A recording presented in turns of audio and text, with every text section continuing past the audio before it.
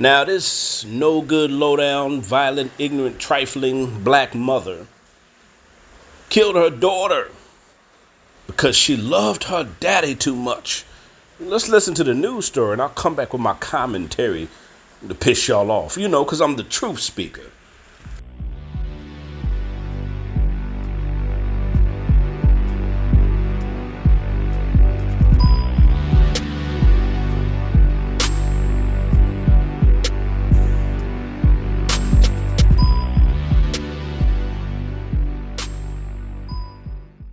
She was the 8-year-old murdered by her mother for, quote, loving her father too much.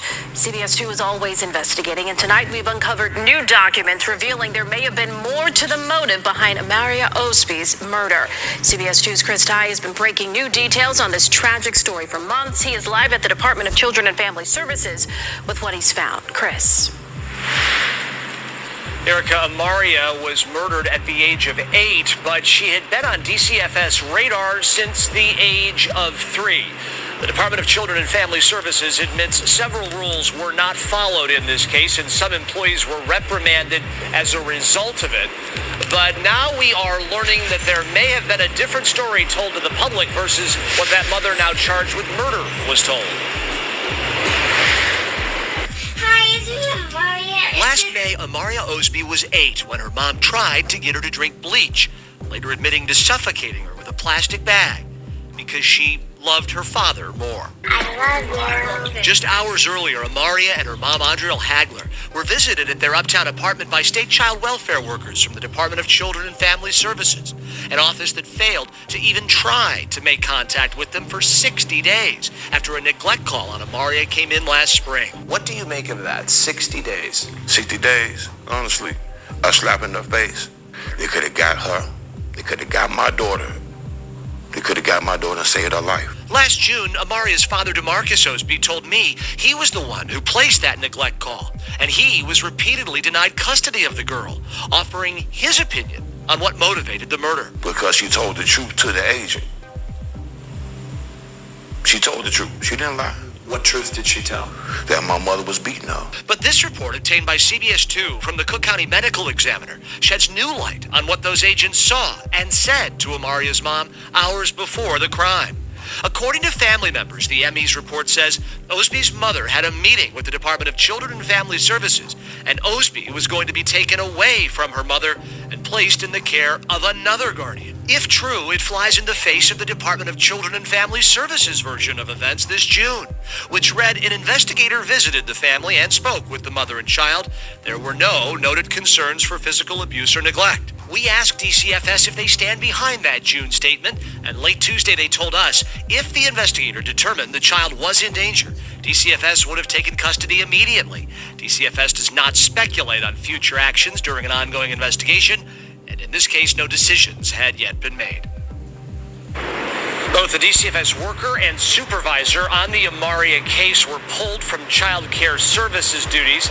One of them has now been put back in the care of children and caring for kids. The other one, we don't know. DCFS wasn't able to put a finer point on that for us tonight. AMARIA's dad did not want to speak with us tonight.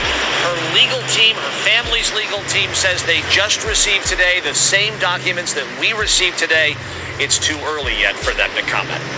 We're live in the South Loop. Chris Ty, CBS 2 News. Chris, thank you. Now, we just heard the news story, and what kills me about this new age generation of black women, if you're a good father, you're going to suffer. I'll say it again. If you're a good father and you have a child with a black woman, you are going to suffer, especially if you are broken up. If the child loves you, she's going to be upset and try to use the child's love against you. She's going to try to poison the kid against you. And if she can't poison the kid against you, she's going to try to keep the kid from you. Also, a lot of other crazy stuff they do. Some of them get mad and eliminate their kid because they figure she loves her dad or she got a good relationship with her father. They don't like it because guess what? A lot of these black women, they don't want their kids anyway. They don't love their kids. They don't want their kids. They just have their kids to trap a man or for a check. I'm going to say it again. A lot of these women just trap black men with a child for a check. That's it. a check or to trap him. And then when that don't work, they want nothing to do with the child. This is sad. There's so many of these stories of black women eliminating their kids or beating their kids half to death.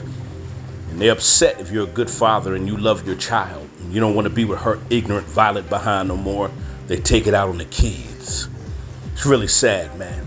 But guess what? There's no help for the black community. You can't help women that don't want help. You can't help a community that don't want help. And we're seeing a lot of our children suffer because of these ignorant, violent mothers who are used by the system against black men. I'm your boy Zillionaire, the truth speaker, the guy that makes everybody mad, especially these women in our community, because they don't like to be called out, they don't like to be checked, they don't like accountability, and they want to justify their Jezebel behavior. And I'm out of here.